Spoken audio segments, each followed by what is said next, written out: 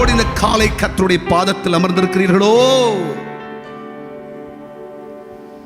படித்தேன் பயனில்லை, வேலை செய்தேன் பயனில்லை, உழைத்தேன் பயனில்லை, என் வாழ்க்கையில் எல்லாம் முடிந்தது பிரதர்.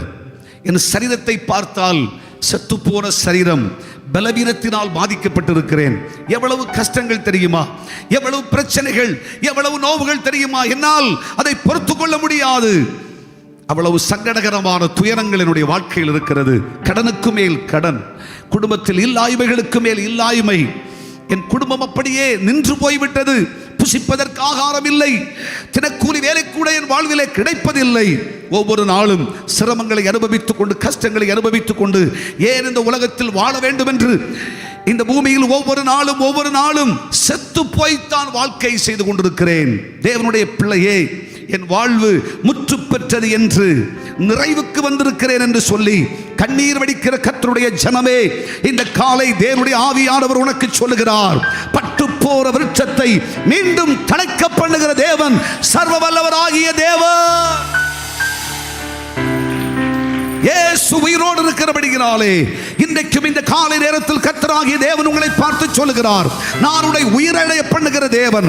சத்து போற கிறிஸ்து இயேசுவின் சரீரத்திற்குள்ளே உயிர்த்தெழுதலின் வல்லமை புறப்பட்டு சென்று உயிர்த்தெழுதலை தரக்கூடுமானால், அதே உயிர்ப்பிக்கிற இயேசுவின் வல்லமை பட்டு போற விருட்சங்களாக இருக்கிற நம்முடைய வாழ்விலே, நம்முடைய குடும்பங்களிலே, நம்முடைய தலைமுறையின் வாழ்க்கையிலே இன்றைக்கே இறங்கி வருகிறது.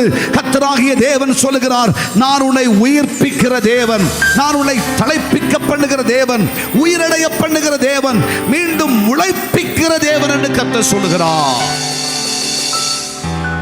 அது நம்முடைய தேவனால் சாத்தியமாகிறது. ஹல்லேலூயா, ஹல்லேலூயா. அணுகணுவா செத்து போயிருக்கேன் பிரதர், ஆவியிலும் ஆத்துமாவிலும் சரீரத்திலும் செத்து போயிருக்கிறேன். உண்மைதான். தேவனுடைய ஆவியானவர் நம்முடைய இருதயங்களின் நோவுகளை அறிந்தபடியினால் இந்த காலை சொல்லுகிறார், கலங்காதே, திகையாதே. நான் உயிர்ப்பிக்கிற தேவன் இல்லையா, தலைப்பிக்கிற தேவன் இல்லையா?